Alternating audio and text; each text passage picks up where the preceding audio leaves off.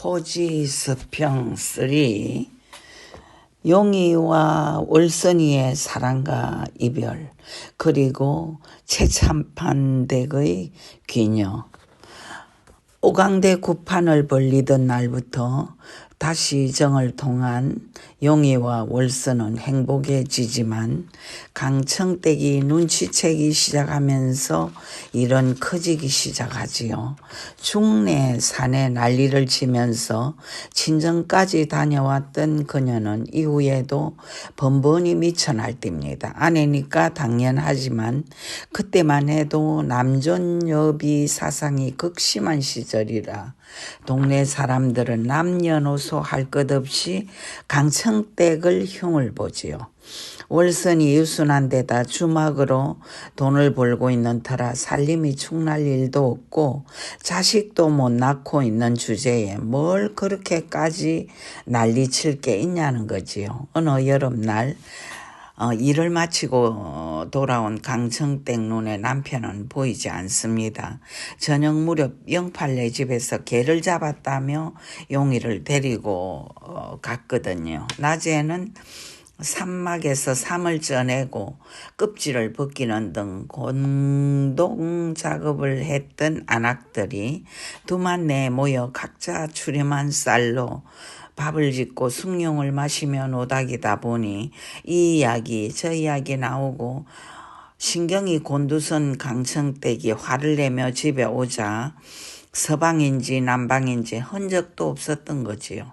그렇잖아도 월선이라면 이를 뿌득뿌득 가는 판에 월선이 요즘엔 자기 어머니랑 옛날에 살던 움막에 들린다는 소문까지 들은 강청댁. 오냐 또 갔구나. 끝판내자 손에 낫까지 들고 읍내로 달려갑니다. 평사리에서 읍내까지 30리길. 어두운 것도 있고 먼 길이란 것도 있고 강물 따라 다른 박질 치던 강청댁이 주막 문을 두드리자 불 끄고 자고 있던 월선이 나오는데요. 내 남편 내놓으라며 악을 써던 강청댁은 마침내 월선이를 두들기고 옷을 찢고 발로 밟고 그런 난리가 없는데요. 천성이 유순한 월선은 그 폐악을 고스란히 받고 울지요. 인연이 누가 먼저 시작되었던지 강청댁은 본처며 월선은 씨앗이니까요. 복날 개 잡아먹고 술도 한 잔씩 한 용이 아내의 그런 야료를 알 까닭이 없고 더워서 누각에 가서 자고 아침에 돌아오는데요. 눈알이 시뻘개서 오고 가고 60리길을 달려온 강청댁이 때마침 들어오지요. 보소, 어젯밤 어디 가소? 내 죽는 꼴 볼라요? 영팔이 집에 갔다 와. 개를 잡았다 캐서 한 잔씩 했다. 밤을 샜다 그 말이요. 더워서 누각에 가서 자고 왔다 와. 강청댁은 지난밤에 자신이 저지른 야료가 터무니없이 진행된 사실을 알고 움찔하지만 때는 늦었고 다음 장날 용이 찾아갔을 때 월선은 몸이 아프다며 전에 없이 쌀쌀하게 그를 피하지요. 그리고는 며칠 후 가게 문에다 못질을 하고 행방불명이 되어버리는데요. 장날이 되어 월선에게 갖다 주라며 시원한 여름적 쌈을 건네주는 봉순내. 용이는 싸늘했던 월선을 떠올리며 불안한 마음으로 달려갔는데 주막문엔 쇠통으로 된 자물쇠가 잠겨 있음을 봅니다. 어디 갔을까? 절에 가실까? 그런데 문에 못질까지 소리 없이 무너지는 가슴. 용이는 해가 저물도록 월선을 기다리고 또 기다리지만 행상인 노파에게서 강원도 삼장시를 따라 갔다 카지 아마 눈이 맞아서 갔다더라. 정이란 더러운 거지. 그 계집이 자네를 버리고 갔구마. 떠나면서 순에 빠진 여자가 울고 또 울더라. 그런 소식을 듣게 되지요. 몹쓸년, 몹쓸 계집, 하늘이 무너져 내리는 듯한 절망과 슬픔 속에서 허겁지겁 집으로 돌아오는 용이는 그 길로 마음에 병을 얻으며 눕고 맙니다. 키 크고 잘생긴 용이. 상민이라지만 조상은 남의 집 종도 아니었고 하는 행실이 온건하고 인간의 도리를 알며 인간적 품위를 지킬 줄 알았던 용이는 그렇게 심신이 병이 들고 마는 건데요. 풍류도 알고 흥도 알았으며 전혀 상스럽지 않고 분수를 알던 용이는 날이 갈수록 죽음보다 깊은 절망 속으로 빠져드는데요. 아예 식음을 전폐하고 말문을 닫지요.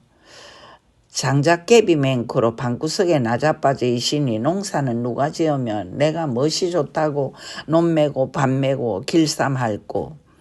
강청댁은 바가지를 끌고 폐악을 부려대며 삿대질을 해보지만 묵묵부답. 어떤 누가 찾아와서 말을 걸어도 대답조차 않습니다. 무당불러 구담은 낫겠소. 상사바위에 가서 상사굿을 하면 썩었소. 그년 데리고 오면 나을 뺑이용 악을 쓰는 강청댁. 더 씨부리면 기둥뿌리를 파버릴 끼다. 그 개짓말을 입 밖에 더 냈다만 봐라. 집구석에 불을 싸질러 버릴 끼다. 맹수가 포효하듯 울부짖는 용이. 그만 그년을 지기고 나도 죽을 낀데 아이고 분하고 원통해라. 내가 뭐 하려고 그까지 갔었던고. 오고 가고 60리 길을 그년 낯짝 보러 갔었던가. 그년을 못 지키고 와서 일이 한이 된다. 그제서야 사태 파악을 한 용이는 강청댁을 발길로 걷어차고 뒷산으로 가는데요. 어디로 갔노? 천리밖이라도 있는 곳만 알면 찾아갈란다. 그는 죽음을 생각하지만 죽지도 못하고 내가 죽을 것 같다. 월서나 지가 가면 나를 잊을 끼든가. 고통의 절정했으면 차라리 담담해지는 심정이 되련만 용이는 땅바닥에 엎드려 절망하며 마음으로 웁니다. 나 시집간다. 신랑은 보찜장수라 카더라. 나보다 20살이나 더 묻고 다리가 뱅신이고 보릿대에 기대 서서 월선이는 그 옛날 남의 일처럼 말했죠. 아무데 가면 어떻노? 나는 아무렇지도 않다. 월선이는 그러면서 울었지요. 용이는 그때 왜 월선의 손을 잡고 도망가지 못하였을까요? 부모는 죽어 이미 땅에 묻혔건만 부모의 영을 거부하지 못하고 먼 강청 땅에서 본 것도 배운 것도 보잘것없는 땅딸보 아내를 얻어야 했던 용이는 이제서야 후회를 하지요. 농사꾼이 망하면 얼마나 망할 것이며 무당딸이라고 해서 나라에서 법으로 막은 혼사도 아니었건만 내 음에는 그리도 야박스럽게 우리 사이를 막았을까. 그냥 도망가서 데리고 살 거로. 용이는 이제서야 후회하고 단식하지만 그 자신도 잘 알지요.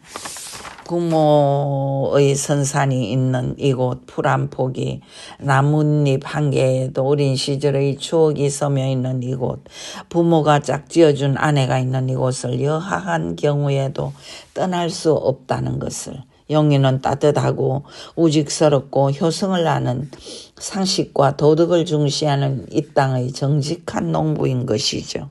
한편 아들 치수를 그것도 참혹한 방법으로 잃은 윤씨 부인의 탄식과 해하는 이루 형용할 수가 없었습니다.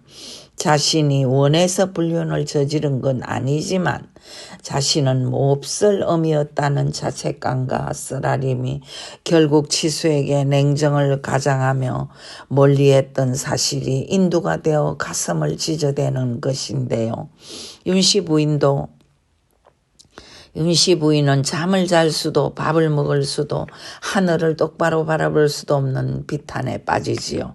도대체 누가 왜 내 아들을 하는 심정이 된 그녀는 주위의 모든 사람을 의심하고 분노에 찬 시선으로 바라보게 되는데요. 미친 또출레가 잠이 든 치수를 죽이고 저도 불에 타서 죽었다고 모두들 믿고 있지만 윤 부인은 결코 믿지 않았지요. 미친 여자가 굳이 상권을 준비해 내 아들을 목졸라 죽일 리도 만무하려니와 유별나긴 해도 결코 누구에게 원한살 행동도 남과 척이질 행동도 하지 않았던 지수가 섣달 검음날 밤 그런 식으로 죽음을 맞는다는 건 도저히 납득이 안 간 것이지요. 절에서 돌아오던 날 어머님 하며 기뻐서 달려온 지수를 뿌리친 그때를 윤씨 부인은 오열 없이 해상할 수가 없습니다. 내 아들에게 가혹한 줄 알면서도 핏덩어리를 낳아서 팽개치고 올 수밖에 없었던 모성의 절망이 치수에 대한 냉정함으로 표현된 것 자체는 윤씨 부인은 후회하고 또 후회합니다. 병약했던 치수가 받아야 했던 충격과 외로움, 그 길로 삐뚤어지며 비패해갔던 아들을 생각할 때마다 마음이 무너집니다. 강간이라고 하지만 과연 강간이기만 했을까? 윤씨 부인의 의식의 심청 그 밑바닥엔 형장의 이슬로 사라진 한 남자, 그 남자가 이후의 평생을 붙들고 있었다고 한다면 거짓말일까? 나의 악업이 내 아들을 그토록 옥죄이게 하고 폐인이 되게 했다는 생각 때문에 그녀는 밤마다 지옥을 겪으며 살아왔는데 또 이렇게 참혹한 죽음까지 맞게 되다니 그녀의 눈에선 눈물과 함께 도끼가 나오기 시작합니다. 누가 내 아들을 죽였는지 왜 죽였는지 기필코 나는 알아내리라. 어느 날 밤 그녀는 봉순내를 찾아가지요. 윤씨 부인의 신뢰를 받으며 집안을 두루 간장하다시피 하는 봉순내는 무언가를 알고 있을 거라는 생각을 한 거지요. 봉순내, 자넨 알 거야. 이 집안에 있네, 봉순내. 내 가슴 위에서 맷돌을 드러내주게. 윤씨 부인은 초라하게 무너지며 울기 시작하는데요. 마침내 봉순내는 사지를 벌벌 떨며 말합니다. 귀녀를 추달해 보십시오. 아이를 가진 듯 합니다. 그리고 그녀는 그날 밤 자리에 쓰러지듯 주저앉습니다. 다음날 아침 기녀를 유심히 보던 윤씨 부인은 밤이 되자 다시 그녀를 부릅니다. 너 홀몸이 아니로구나. 묻는 윤씨 부인 앞에서 온몸을 무너뜨리며 흐느끼는 귀녀. 죽여주소서. 대성통곡을 하면서 울죠. 아비를 말하라. 맺어주겠다라고 부인은 단호하게 말하지요. 마님, 나 나으리겠어라고 그녀는 외치는데요. 옳거니 윤씨 부인의 음성이 찢어집니다. 김서방을 오게 하여 인연을 끌어내어 고방에 가두어라 외치지요. 기녀는 손을 대리하는 김서방에게 감히 뉘에게라며 소리소리 지르지요. 내 인연, 내 죄를 내가 모르느냐. 철퇴로 죽일 영 같으니라고. 무엇들 하느냐. 윤부인은 온몸을 부들부들 떨면서 외치는데요. 결국 기녀는 고방에 갇히고 살낮 살밤을 찬물 한 모금 마시지 못한 채 초죽음이 되지요.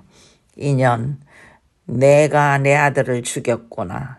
내 아들이 생산 못하는 몸인 줄 너는 몰랐더냐. 찾아와 외치던 윤씨 부인은 너 혼자 죽어서는 억울할 게다. 안 그렇느냐? 동사한 자가 누구냐? 아이 애비는 누구냐? 묻는데요.